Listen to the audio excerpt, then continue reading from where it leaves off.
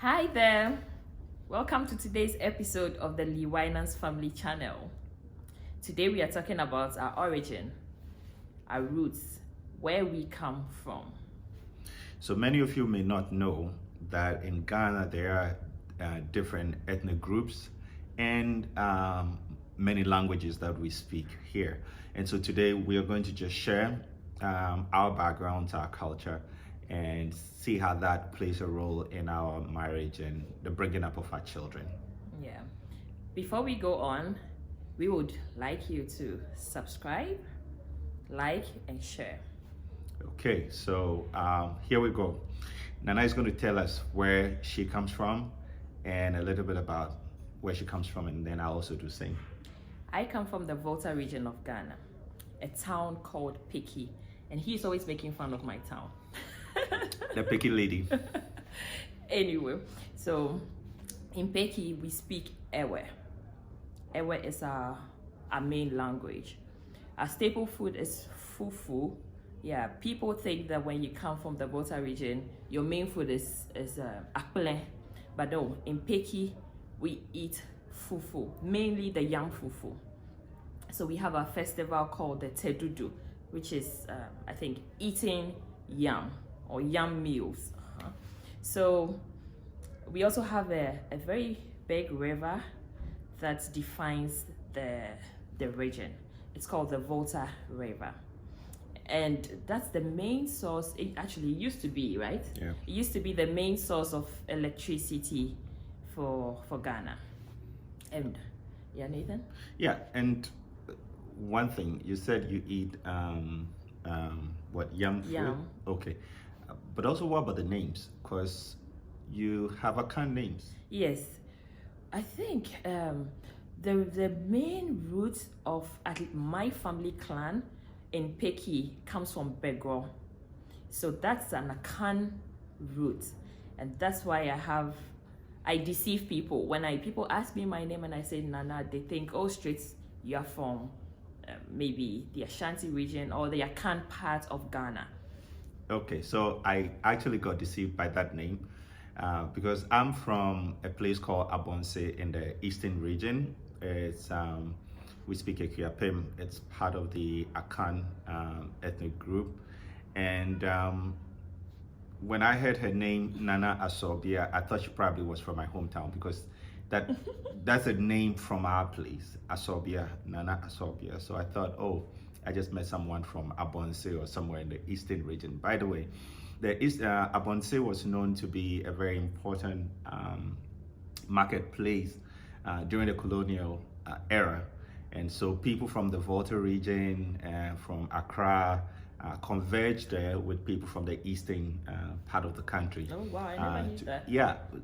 Unfortunately, it's not a very popular name now, but it's in the history books. Look for the name Abonse. It's Abonse. And so that's what I can pride myself in. We were good during the colonial days, but not now. Anyways, so we also do yam food and plantain, what we call ampesi, and palava sauce or garden egg stew. So basically that's what we do there. Unfortunately, I don't think it's my favorite. No, he doesn't. Food, He doesn't so, like that food. Maybe there's a reason to it. We'll discuss that later. But there's a reason to it Okay. why we're done. So now tell me, you said you're from the Volta region, but do you really see yourself as somebody from the Volta region? Yeah, I'm a very proud Ewe lady. Although I can't express myself in the Ewe language so well, I love my hometown. I have taken Nathan to my hometown many times. We have enjoyed our fufu there. We have driven through the streets and the markets. The only thing, I think we haven't taken the kids there yet. No. But it's just 2.5 hours drive from the capital city of Ghana, which is Accra.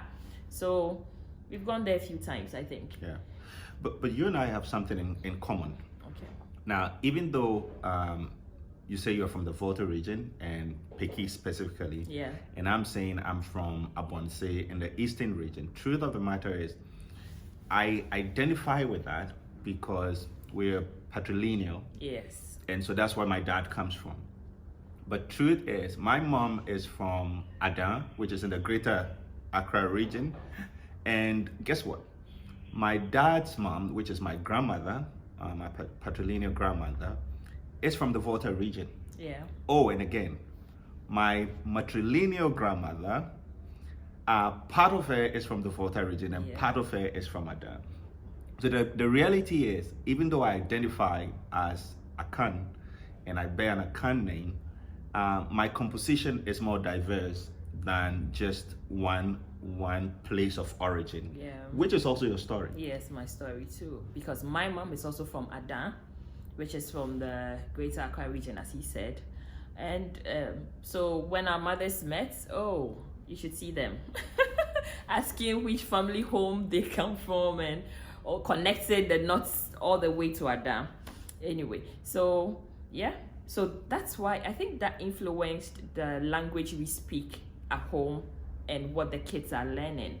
We speak Ga, which is the main language of the people in the Greater Accra region where we are, and it's I think well, yes, and I think we speak simply because your Akan is, it's not the best. I was going to say terrible, but yes. And then I speak Ga very well, and you also speak Ga very well, and so we end up communicating in Ga most often. The interesting thing is that same thing happened in my home. That my mom spoke Ga, my dad spoke Akan, but he also spoke Ga. And so the common denominator was Ga. So Ga was like the third language we grew up with. So I spoke, well, my siblings and I and my dad spoke Ekuapim Tree. And then we spoke Adan with our mother. And then my mom and dad spoke Ga. So we actually had 3 languages operating in our home every single day. Yes. You know, so we picked Ga as a third language, not because we were speaking it with our parents, but and also the community we lived in, Ga was the dominant language that we spoke at the time. Yeah. Okay. And that is playing out right now in our home. Yes. So we speak English with our children, and then we speak Ga. Yeah. And what we're beginning to realize is when we're talking about the children in Ga, they begin to respond to us. Yes. When we had no intention of addressing them so they would know what we're discussing, and that's quite interesting. Yes. You know. Yes. But how was your experience? What language were you speaking with your dad and your mom? We spoke English with my dad because my dad is a staunch Ewe. He doesn't speak any other Ghanaian language except Ewe. He schooled in the Ashanti region, in the Kwame Nkrumah University of Science and Technology, and lived in the Ashanti region for about 5 years and refused to speak Akan. So he meets you on the streets and speaks English with you. If you speak Akan with him, he responds with English. He made up his mind to just speak Ewe and English. That's it. So at home, we spoke English with him, or he spoke Ewe, and then we found any language to respond to him. So at least we picked some Ewe, and my mom spoke Ga with us. So for Ga, it's our number 1 Ghanaian language. Okay. Yeah. Now, there's something that interests me. Do you think that the ethnic background or the language differences in your parents' life had anything to do with how the quality of your marriage? And we'll look at our situation too. Or maybe let's leave the parents out. Let me ask you. Let's talk about ourselves. Yeah. Do you think that your ethnic background and the languages you speak have any influence on the quality of our relationship? Yes, I think so. I think for us, I think it's influenced us positively because we speak a common Ghanaian language. We understand the jokes and the laughter that comes with it. And so and we are able to express ourselves to the let me say to the minimum part. So we don't have any barriers when we speak, and the best part is when we crack jokes and make fun of ourselves in a common language. And I think there are things that fall in place with languages. So when it comes to Ga, it's interesting insults. So we tease ourselves with those insults and jokes, and it helps, it lightens up the marriage, even sometimes when we are so upset with each other.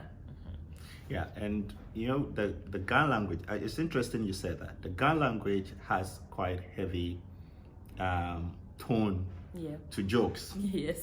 And so what we found was rather we use Adan to say the things that we would have said in Ga, which would look too serious and disrespectful. We say it in Adan because the Adan tone seems to water down the seriousness of it. And it's sometimes we say it when we're serious, but we want to be mild towards each other. Okay. Yeah.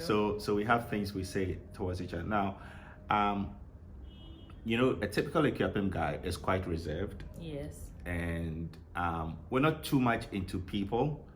And maybe that's why our hometown is still desolate. We hardly go back home. Yes. And we like to just do well in our nucleus family. And I think for me, your background helps because I think the Ewe people and also the Ga are more communal. Yes. in the approach to things. And so I have seen a lot of close relationship or bond with you and your parents. You almost talk to all of your aunties. Almost every day you talk to two or three of them, your cousins and everything, which is not so much the case on my side. I seldomly talk to my brother. Well, these days it's a lot more frequent, but hardly, and it's something I learned. And the reason I initially brought in our parents is I saw the same thing with my mom and dad. My dad was reserved, hardly would get involved with people. But my mom was almost every time either receiving visitors, her brothers and sister or mother coming around, or she going to them to visit. And I think somehow for us, it has helped build our relationship in a way that I learned from how you relate with your family and for that matter how we also relate with each other and our children. Yeah. But do you see any conflict, no matter how small it is, based on our backgrounds, ethnic backgrounds or language? No, we have embraced each other's culture differences, our backgrounds, our families. We have welcomed everything so nicely that sometimes we completely forget that we come from different parts of Ghana, mainly because we speak one common Ghanaian language. So there's no barrier, there's no difference. We are one. Our kids know that mommy is Ewe, daddy is Akan, and they are Ewe and Akan. Just that, as he said earlier, our system, my system, Ewe, and his system, Akan, part of Akan Ekriapim, have the patrilineal inheritance. Yeah. And so automatically our children are Akan. Yes. So there's nothing wrong with that, and it's fine. I mean, we bonded it so nicely. There's no difference when you come to our home. Yeah. But I tease a lot people from the Volta region and especially her. So I call her the picky lady. Don't mind her. And everything that goes on in the South that is not good is attributed to her and where she comes from. Don't mind her. And so, yes, I do that. And people who don't know that I have deep roots in Ewe might not even think that, will not understand that those jokes. I have friends who, when I post the picky lady and all the bad things on my status come and say, is she never angry at the things you do? No. But yes, like she said, because we have good understanding of each other's language. Yeah. I'm not very good with the airware, but as compared to her, I think we're probably at par. Yeah, we are par with our language, but because we can speak one common very well, fluently, and understand each other well, I think it really helps us. Yes. What about our children? What do you think is going to be the impact on them? Because seriously, we do not speak any local language with them directly. How do you want them to grow up? What identity do you want them to have as when they grow, as where they're from?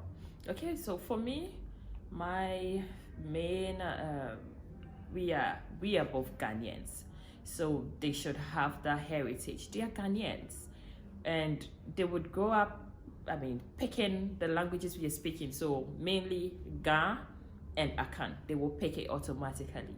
I'm happy to also say that we are training them to be global citizens, and so not just English and Ga or Akan that matters.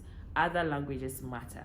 And so they are going to a bilingual school where they are learning to speak another international language apart from English, which is French. And so they find themselves speaking French, English, Akan, understanding Ga, and on we go. We are going to climb and continue speaking as many languages as possible. I mean, listening to you right now has brought a lot of things to mind. You realize also we haven't given them like local names. So maybe in our mindset somehow, even though we identify with where we come from, or as in our ethnic groups here in Ghana, we sort of think of ourselves as more global. And that's interesting. But isn't it scary that maybe our children will grow up and lose the sense of belonging to a particular place of origin even after they have become global citizens? No, your roots matter, and that's why people now are trying to find their roots. So for us to ground them and know that they are Ghanaians, it's good enough. Should they also know that? Should they know Piki and know Abonse and understand that? Yes, we are a family who believe in travel. We believe in exposure. So if we are traveling, why aren't we doing that from our country, Ghana? Okay. So there's going to be a time where we are going to go around all the regions in Ghana, and of course we are going to document that and show you guys soon. All right, so this is just a little about us. Nathan, wait. We forgot to share our festival and our dance. Have you seen me dancing Bobo before? Maybe I should do that before the video ends. No, you tried that during our traditional marriage. And I'm not giving comment on this program to anybody. I mean, that's just where are my Peki ladies? Would you drop comments about Bobo if you've heard it before? It's a beautiful dance. It's a beautiful dance. And you need people's skill to do it, not no. One day you join me to Peki and I'm going to document all these dance and fufu and festivals, everything to you guys. And you would enjoy Peki better than Abonse, trust me. I won't be surprised because Abonse doesn't have river. Well, we can get you bushmeat. Yes. But she will get you a variety of and fresh river consomme, fish. Fresh consomme. Yes. And we also have kete. And what's kete? Kete is like a variation of the Adowa. Okay, it's a dance. Adowa dance, yes. Okay. So. Well, and since I'm a better dancer, even if I'm not professionally good at it, I'm more proficient at my local dance than she is. But yeah, so one day we'll probably have to expose you to in-depth knowledge of where we come from. And this is just about us. There are other beautiful places and part of Ghana, and I'm sure other people may share their views about those with you, but we just wanted to talk about where we come from. And yeah, you can comment below and tell us where you come from, what we can find in your place, your staple food. Maybe one day when we carry our bags to travel, we are heading straight to your town. Yeah, and if you live anywhere in Ghana and you think you can invite us over to document our experience of your culture, we'll be very happy to do so. So yeah, here we are. So maybe that's it for today. We will, on another occasion, tell you a bit more about our relationship. But yeah, this is the Lee-Winans family channel, and we are so excited to have you as part of our community. So continue to subscribe, share it with friends, and also like this if you watched it, and send your comments, as Nana said. Yeah. So that is Nana, and I am Nathan. Thank you. Thank you.